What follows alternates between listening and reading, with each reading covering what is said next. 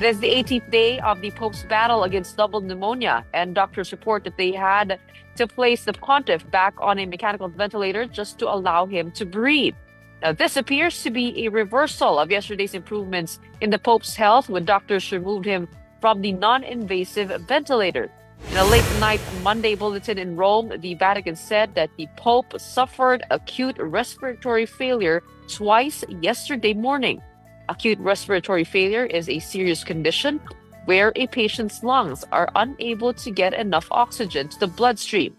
Filipino doctor Dex Macalintal helps us further understand Pope Francis' condition.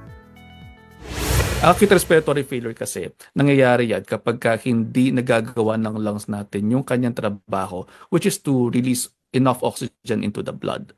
So, hindi nagkakaroon ng tamang gas exchange. At ito ay dulot maaari, gawa nga po noong pagkakaroon nila ng mucus, pagkakaroon ng pagbabara doon sa daanan ng hangin.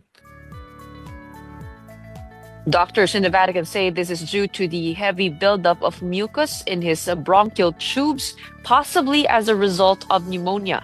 The cause of the two attacks today was the reaction of the bronchi in an effort to eliminate the bacteria. Doctors have had to conduct a bronchoscopy on the pontiff twice. Now, this procedure involves inserting a lit tube with a camera inside the Pope's air passageway to inspect his lungs. Doctors then had to remove what they called large secretions from the pontiff's lungs. Hirap to kasi isipin mo, magpapasok ka pa rin ng tubo para matanggal yung mga aspirates.